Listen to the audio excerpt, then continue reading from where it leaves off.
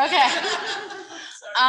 Okay. They pushed for the event in the midst of the pandemic, just a few weeks after everything went online and exams would be evaluated pass fail, which is a big throwback for all of us. And today we're in a bit of a different situation, 2 years later in person. In case you're not counting down, I certainly am. We have graduation in 17 days. Couple of finals and papers before then, but I'm sure the day is something to be quite excited about. Today we've got two professors, certainly beloved by our class. We're gracious to welcome first Professor Roth, who will be giving remarks here in person, and Professor Davis, who will be joining us right over there on Zoom. And without further ado, we'll hand it off to Professor Roth.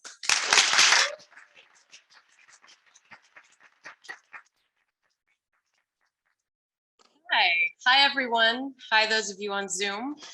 It is a real honor to be a part of your class's last lecture, and also an honor to be able to co-lecture with my colleague Seth Davis.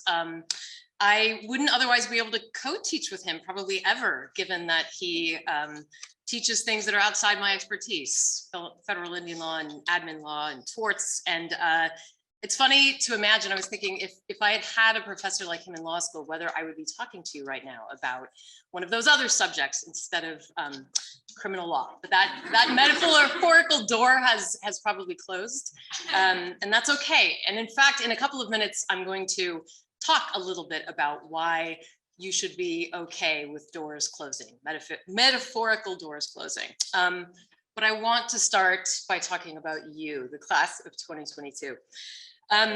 So I have to admit, at first, the term last lecture sounded a bit inauspicious to me. I was thinking, do they know something I don't? But I realize now it's simply meant to capture my last chance, our last chance to give you some information, some advice, some wisdom, or at least with what passes as wisdom from someone who herself has not figured it all out yet. It's also a bit daunting to be giving the class of 2022 advice, because let's face it, your law school experience was a lot harder than mine. Okay, let's list this.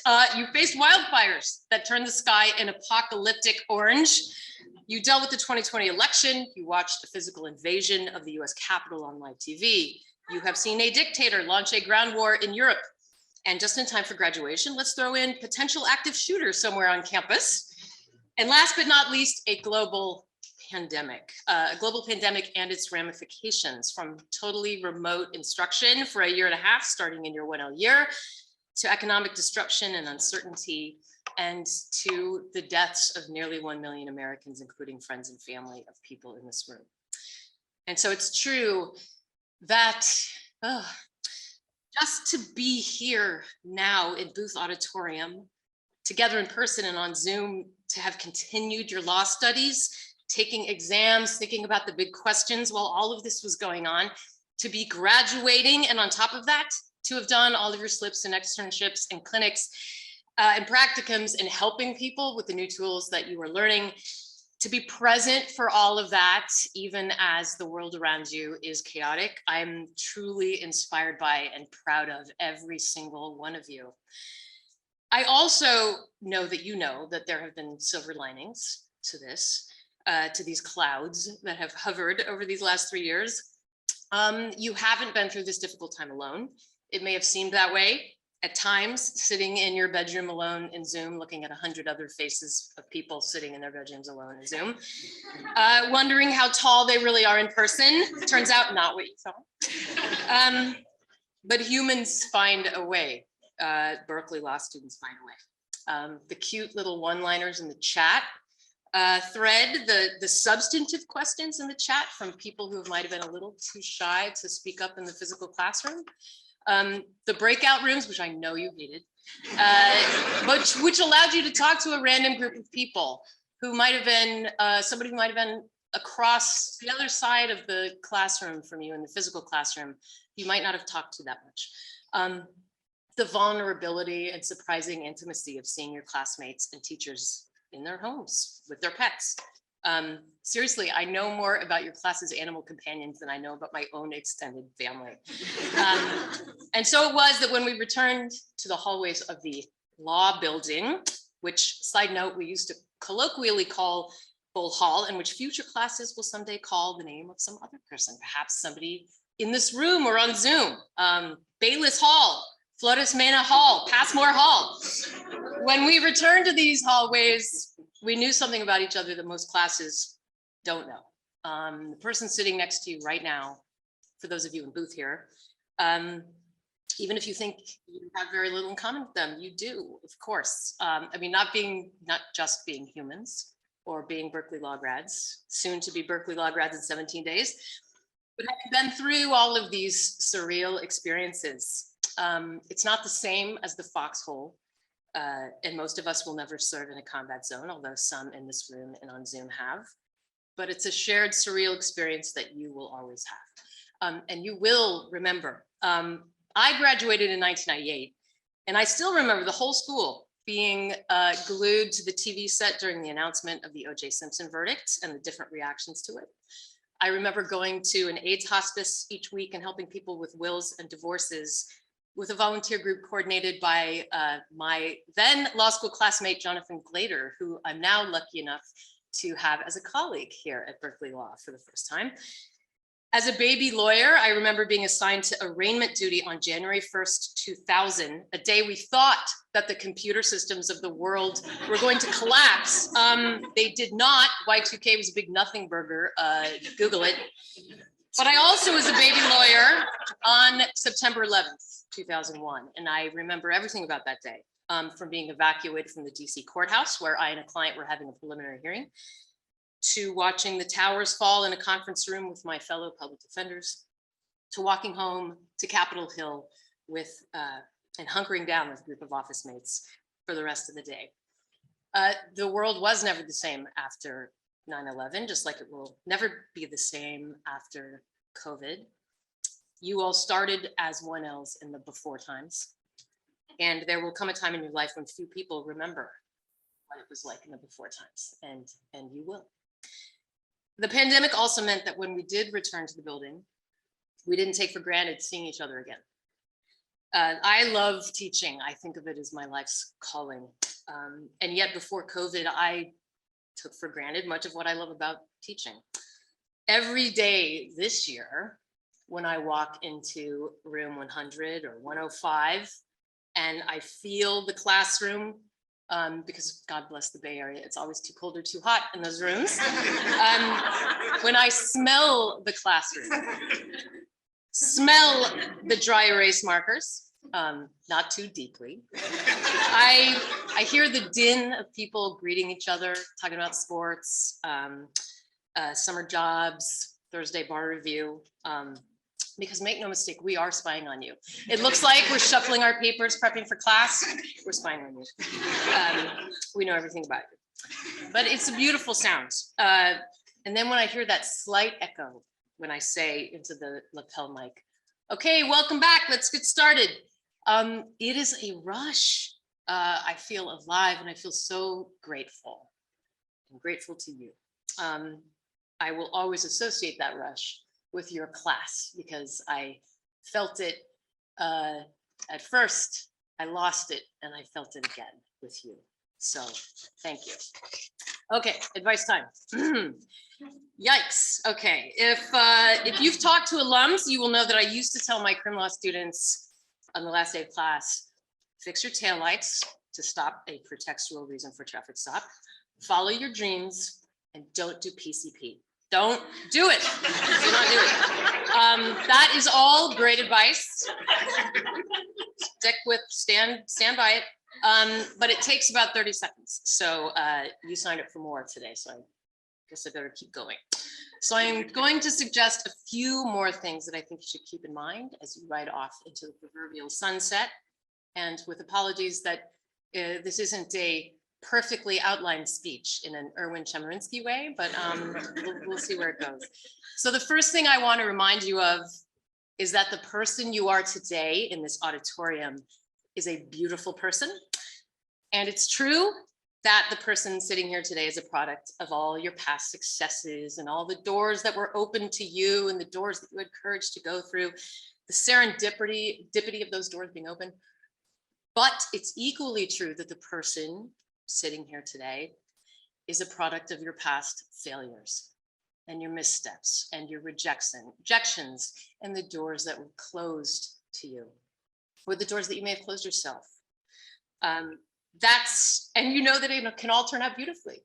And you know that that's not just speculation. That is a demonstrable fact. Here you are. And one thing about risk-averse overachievers is that you are afraid of closing doors. And what do I mean by closed doors? I mean, if you go to law school, then maybe you won't be as impactful as if you became a community organizer. I mean, if you go to Berkeley Law, you can't go to Georgetown Law, and maybe DC would have offered different opportunities. I mean, if you work at Chesapeake's office, maybe you're worried you'll forego a job offer at an abolitionist nonprofit that doesn't believe in progressive prosecution. Or if you decide not to go for law review, there are jobs 10 years from now that will be harder to get. It's not that those things aren't true.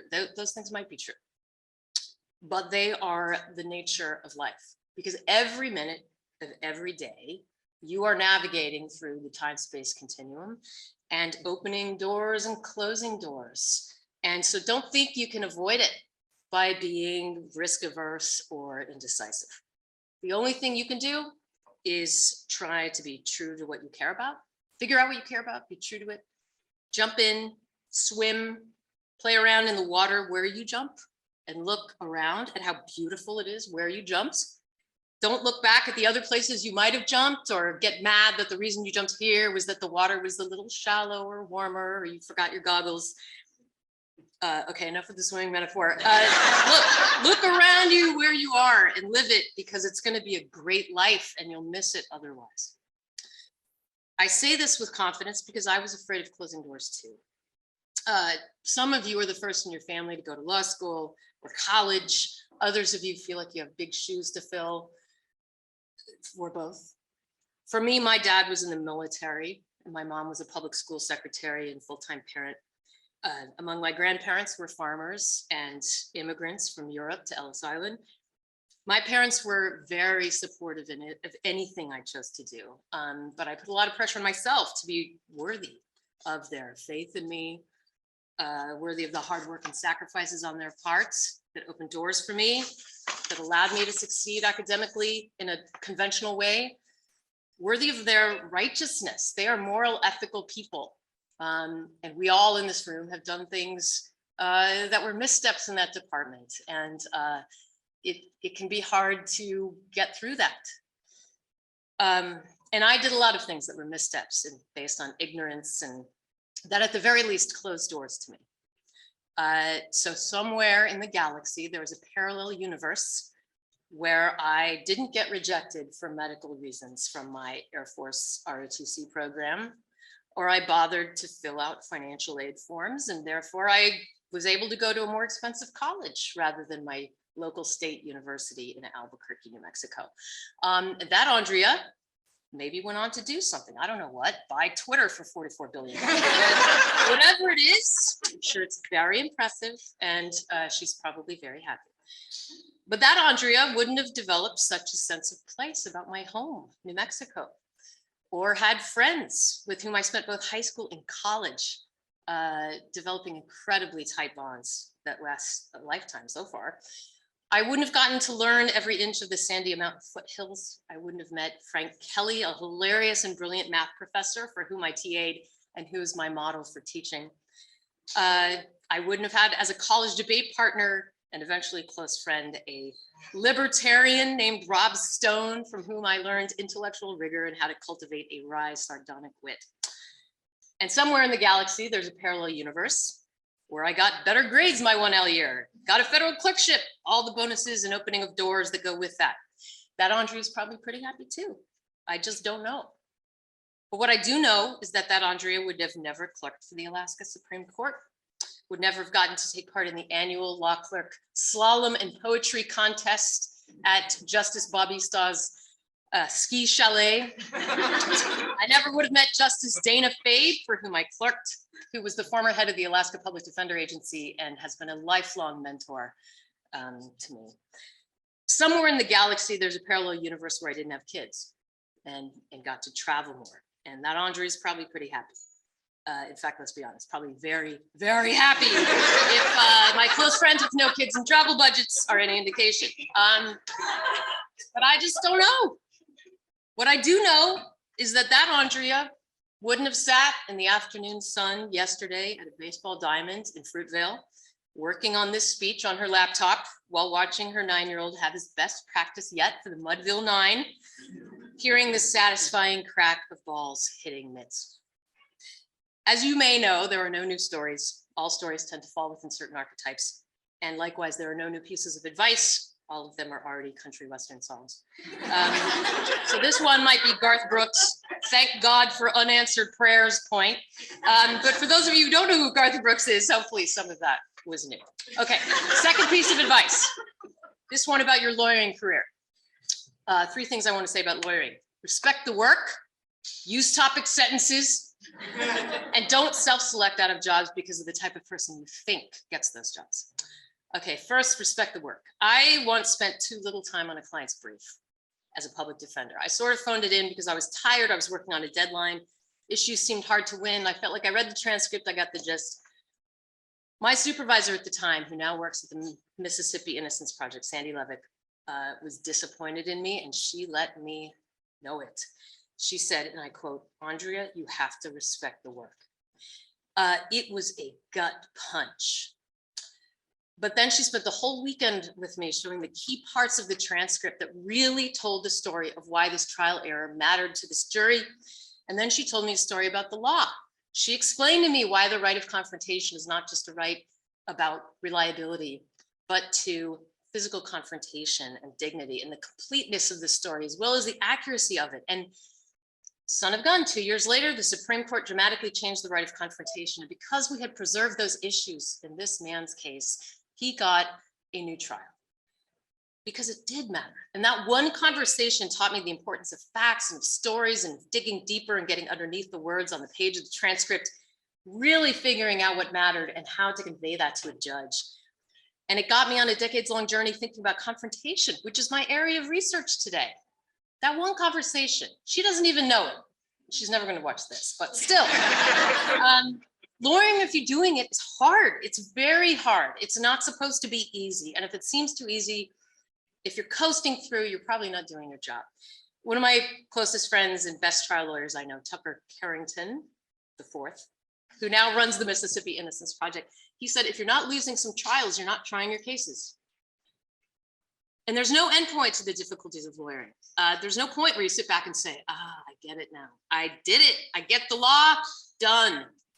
You are always learning, always changing, adapting, learning new tricks, learning to do old tricks better. I hate to say it, but I was nervous before every oral argument, from my 3L moot court to my 30th oral argument as a public defender. It gets more doable. It gets more normalized, but it never gets easy. And that gets me to topic sentences. Okay, yes, I'm going there. Last lecture, topic sentences. Legal writing is very difficult. The people who make it look easy work very hard. Here's what I've learned. If you do the following, you'll be okay. I'm going to say this fast. Please don't take notes. You can look at this later. Number 1, make sure each paragraph has a topic sentence that reflects the content of that paragraph. If there's stuff in the paragraph that doesn't fit your topic sentence, put it somewhere else. 2, use transition words in your topic sentences that make clear how each paragraph is making a different point from the one before it and the one after. This helps you get rid of repetitive language, helps avoid burying key new points, and it ensures that a busy reader like a judge can just read your topic sentences and get a sense of your argument and has to read more if they want to see the support for it.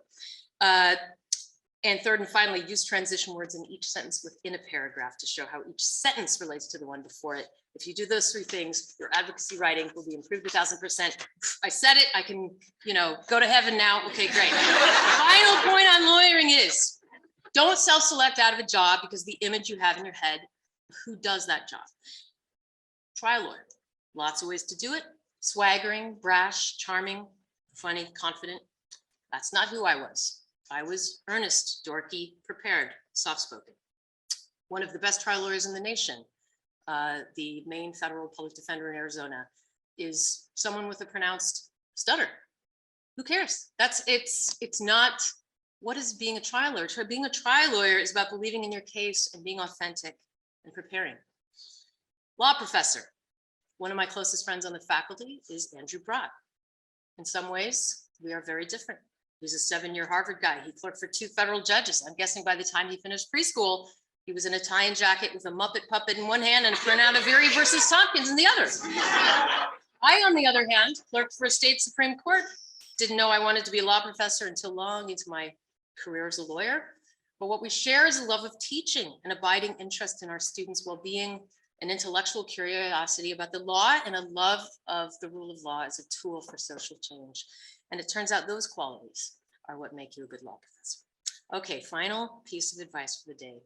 To respect the work, you have to respect yourself. Part of respecting yourself is not being a workaholic. For most of my professional life, I was a workaholic. And I don't use that word lightly. I don't mean that I work hard, which I do. I mean that in some stages of my life, I have used work as a crutch, as a way of covering up things in my life I didn't have a healthier way of dealing with. Imposter syndrome, pronounced social anxiety, lack of a strong sense of self in my 20s. And to be sure, working hard can help people, can make you a better lawyer in some ways, it can get you accolades, but it can't cure your imposter syndrome. It can't cure your social anxiety. It can't tell you who to be or what to value. For me, what got me out of that loop was in part finding someone as a life partner who is very much not a workaholic, bless his heart. My husband is a public defender and he works very hard. And when he's in trial, we don't see him. But he also commutes to work on his bike and he spends his time before bed reading literature, as in fiction, as in novels. And he always goes outside the building to get his lunch with his coworker. These are not things he simply does as pleasures, although they can be pleasurable. He does these things because he respects himself as a human, and humans are meant to consume art and break bread together and love and be loved. And if you don't respect your own humanity, it's harder to fight for the humanity of others. And if you don't nourish your soul and find out who you are, it's harder to have the strength to fight and to know what you should be fighting for. Even Erwin Chemerinsky, Chem, has taught me this. I recently read his book, Presumed Guilty, which I highly recommend. On the acknowledgements page, he talks about going on nightly walks in the Oakland Hills with his wife, Professor Catherine Fisk, and their dogs. So think about what that means. The great iconic Erwin Chemerinsky, who at any given moment is arguing before the Supreme Court or on CNN or teaching 170 students con law or giving a speech to alumni or a bar group. For a brief period every night, he's just a guy walking his dogs with a person whose company he enjoys in the night air. It's not something he does in spite of his work. It's something he does, I'm guessing, that helps sustain and ground his work.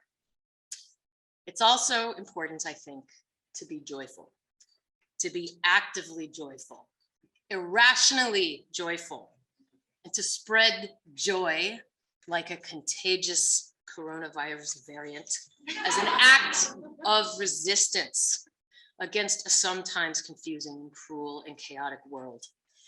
And this might mean if you're a 48-year-old woman listening unironically in your car to 1990s Indigo Girls albums, really loud. This might mean smiling at strangers on the street, which I also do every day. I don't mean this as a have grit, buck up, things aren't that bad kind of way. I don't mean that. What I mean is that joy is a sacred part of life, and no one is going to hand it to you on a silver platter. They're going to hand you COVID, they're going to hand you wars, they're going to hand you work stresses. That'll be on a silver platter. You are the one who needs to create the joy you want to see in the world. This came out the other day when one of my kids saw my running songs on my iPhone and saw a playlist called Gay Anthems. And he asked mommy, he asked me, Mommy, what's a gay anthem? And I said, I've never been asked that before. I know it when I see it. I don't know. I said, it's a song that's triumphant, unapologetically triumphant, kind of almost in your face triumphant. And that's what I mean by an act of resistance. So I'm going to leave you with a quote from Carl Sandburg. 100 years ago this year, in his poem, Washington Monument at Night, he wrote, "The Republic is a dream. Nothing happens unless first a dream." It's true that things are messed up right now.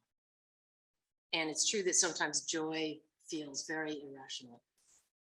For some of us more than for others. But do it anyway and dream anyway. And then have a little fun working hard to make it real. Because if you do, then something real will happen along the way, either way.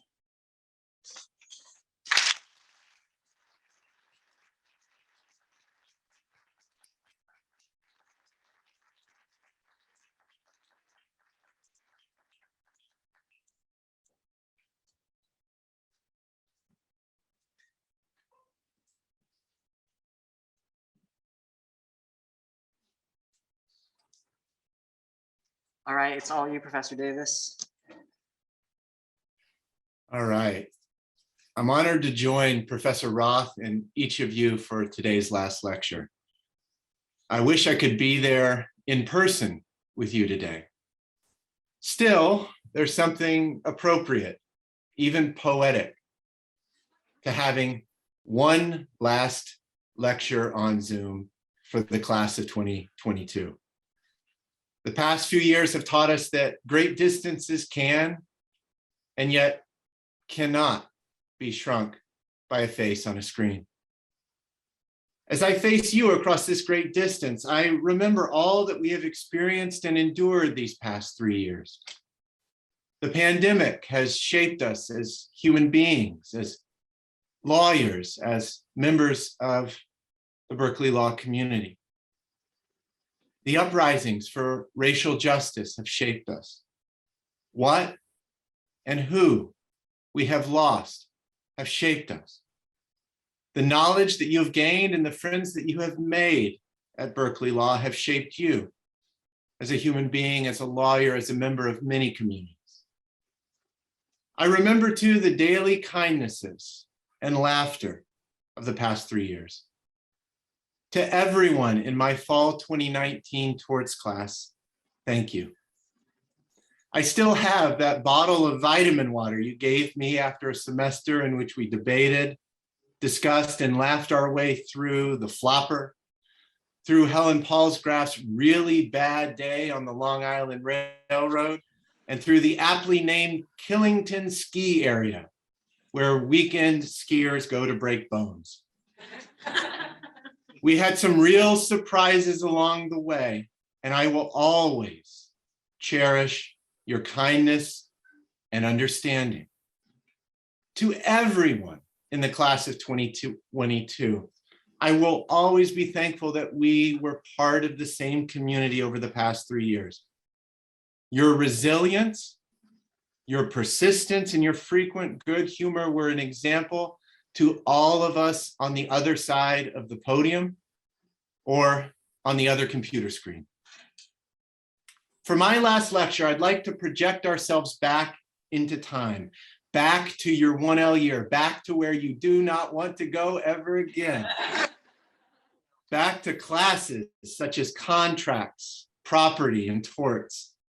And I'd like to project ourselves forward. I'd like in particular to offer you 3 ways to reimagine some of the foundational doctrines you learned in those 1L classes.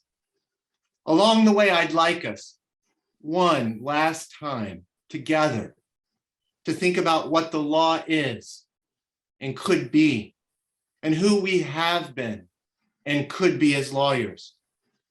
I'll share some things that are personal about my hopes, experiences, and mistakes as a lawyer. And I'll say some things that are doctrinal. After all, I became a law professor for a reason. And that reason is I'm a nerd. But my guess is that you are too. We all are at Berkeley Law after all. And so, for one last lecture, let me begin. Our first topic today is the doctrine of consideration. This is really important. I hope you get this in your notes. This is a common law doctrine at the core of contract law. The idea is simple enough. If you don't have consideration, you don't have a contract. I imagine by now that you've pushed this doctrine to the back of your mind where you hope it stays buried. But like the poltergeist in Stambovsky versus Ackley, you know the case, the one that held that the house was haunted as a matter of law. Consideration just won't stop haunting you. A bargain for exchange. A bargain for exchange. Without it, you've got an illusory promise. Every contract requires consideration. I don't know about you, but I think this idea is just odd. It is. It's just odd. So what I'd like to propose is a new doctrine.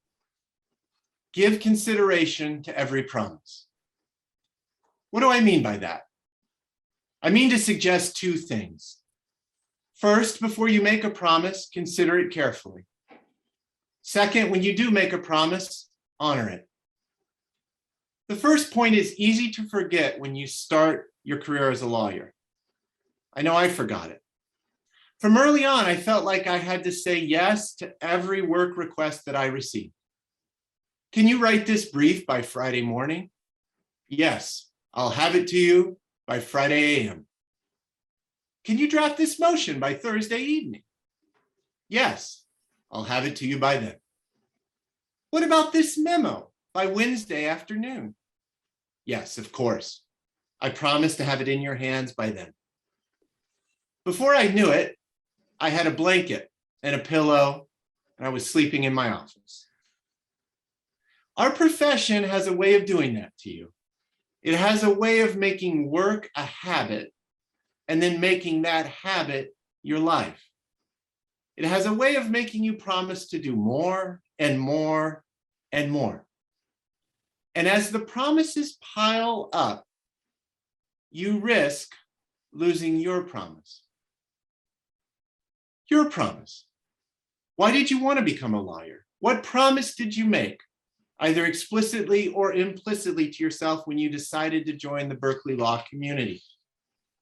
As you come to the end of your time at Berkeley Law, what would it mean to reconsider, to renew that promise?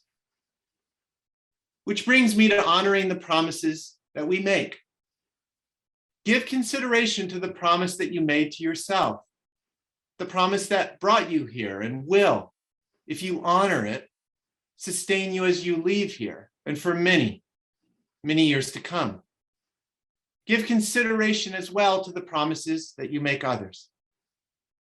Now, I know that after 3 years of law school, you know all the reasons that promises can and sometimes should be broken. I know, you know, the doctrine of efficient breach. I know, you know, that the world turns, circumstances change, and the promises you made yesterday, you may not be able to keep today. I know, you know, that promises are broken sometimes for good reasons, and sometimes not. On the far end of the trail of tears was a promise. Thus begins the Supreme Court's opinion in McGirt versus Oklahoma, a decision that held the US government to its word, to its promise to the Muskogee Creek Nation. The history of the US legal system is in no small measure a series of broken promises. Broken treaties with American Indian nations and with foreign nations, such as the treaty signed between Mexico and the United States on February 2nd, 1848 at the Villa de Guadalupe Hidalgo. Broken promises of equal protection of the laws, a promise made to Black Americans in 1868 with the ratification of the 14th Amendment, and a promise soon broken when the US government gave up on Reconstruction. As the broken promises pile up, the rule of law loses its promise.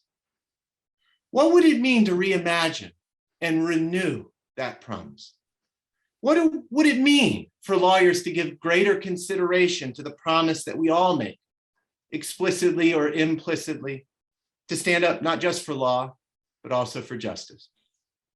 What would it mean to sit across from your client and know, deep down, to know that the promise you make to them is one that you can keep, will keep, are overjoyed to keep?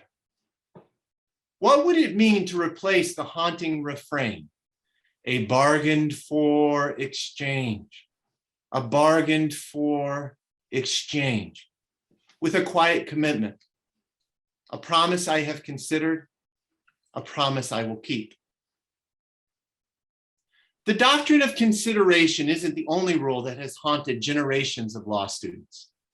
Even more frightening and even more odd is a rule that you'll remember from property law. Lives in being plus 21 years, the rule against perpetuities.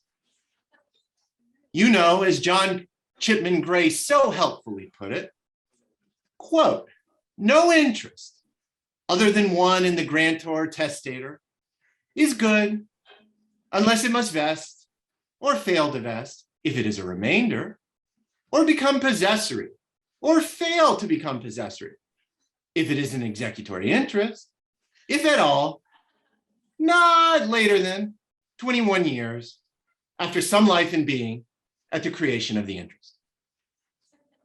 Don't you love the law? Clear, simple, straightforward, sensible, puts you on notice of exactly what you have to do as a lawyer. As my daughter Sophia would put it, easy peasy. Why do we have this rule? Well, supposedly we don't want the dead to control our lives. The rule against perpetuities puts a stop to the wishes of those long gone. The law is for the living, isn't it? No, it's not. Or more precisely, it's not only for the living. The rule against perpetuities, that rule that sounds like nonsense on stilts, turns out to be important for our future. States have eliminated or cut back on the rule against perpetuities, freeing the wealthiest among us to entrench dynasties into future generations. Do you want to project a family's economic and political power far into the future? If so, lobby to get rid of lives in being plus 21 years. What would it mean if we thought about law not just for lives in being, not just for lives in being plus 21 years, but also for lives in being for many years after that? What would it look like if we thought about the second generation, the fourth generation, the seventh generation?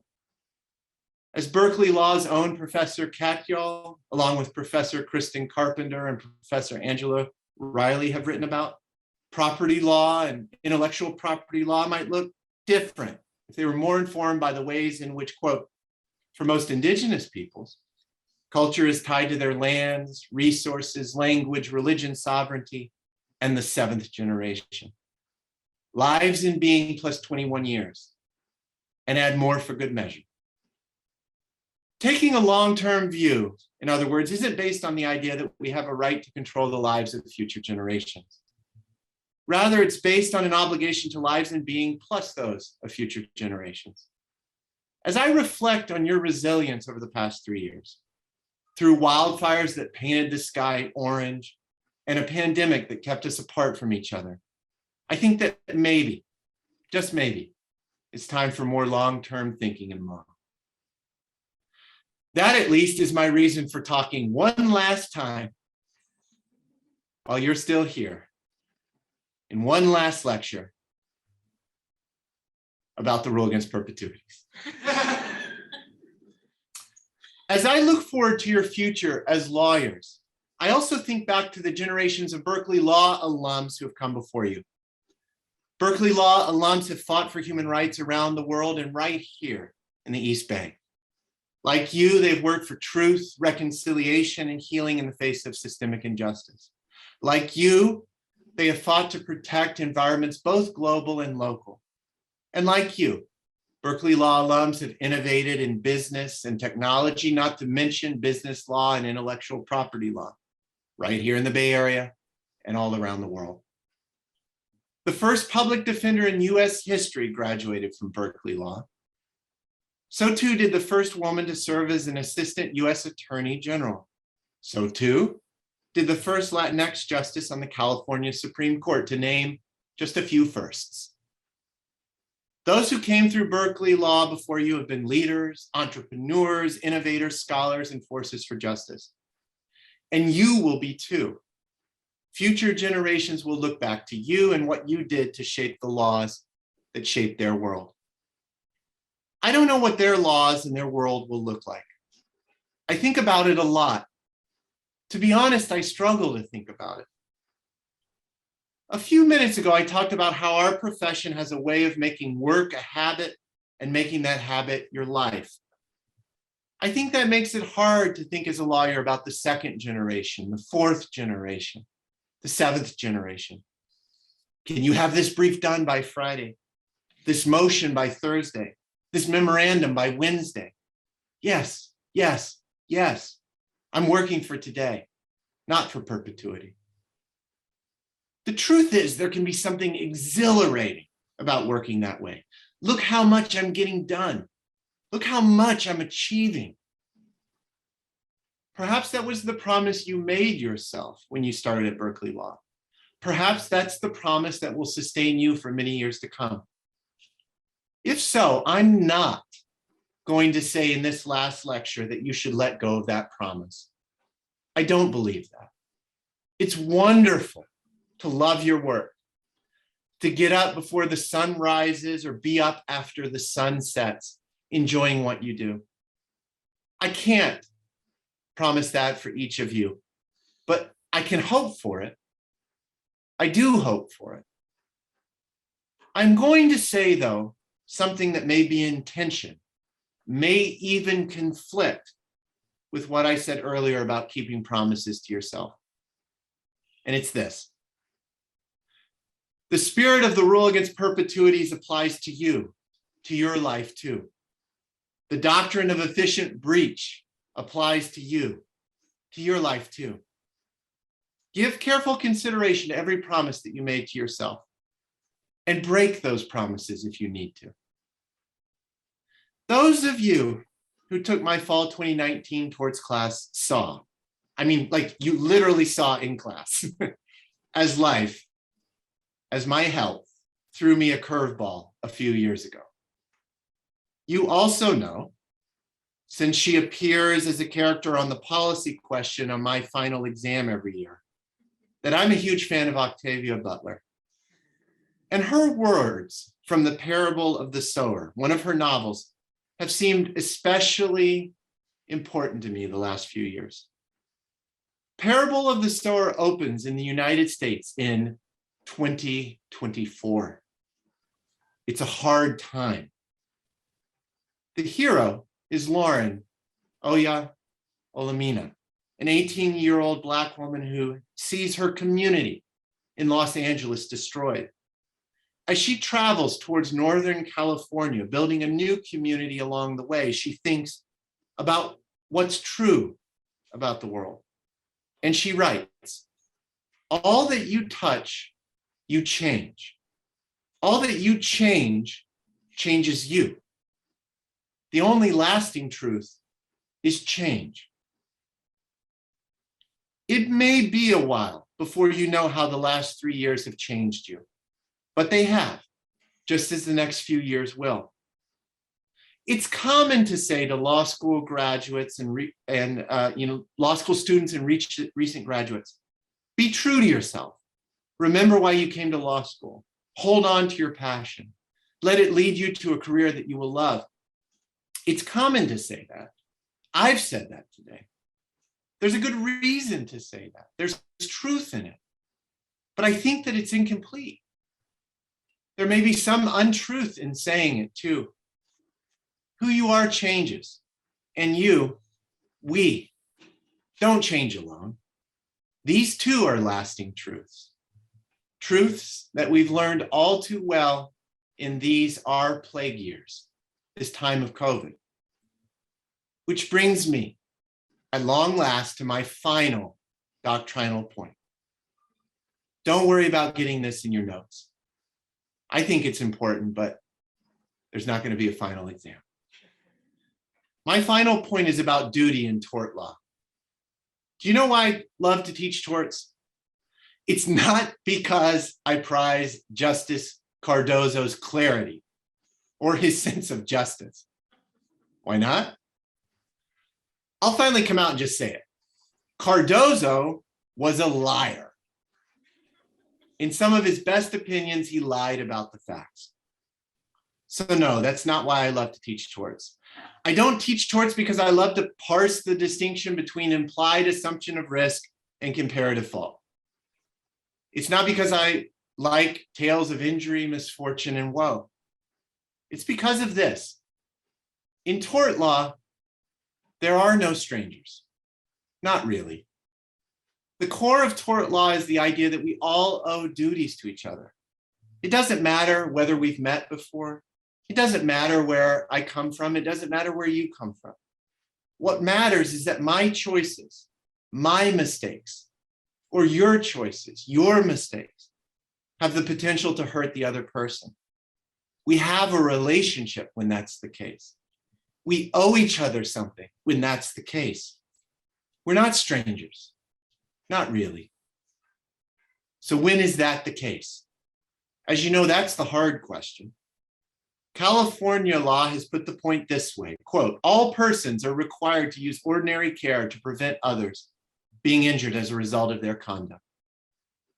What would the law look like if we took this principle seriously for all that it might suggest? I don't know. I know the question is worth asking. That's another lesson from the time of COVID. Maybe California's broad statement sweeps too broadly. Maybe it would be too much of a burden to take it seriously. Maybe it states a moral obligation that law should not try to enforce, at least not all the way.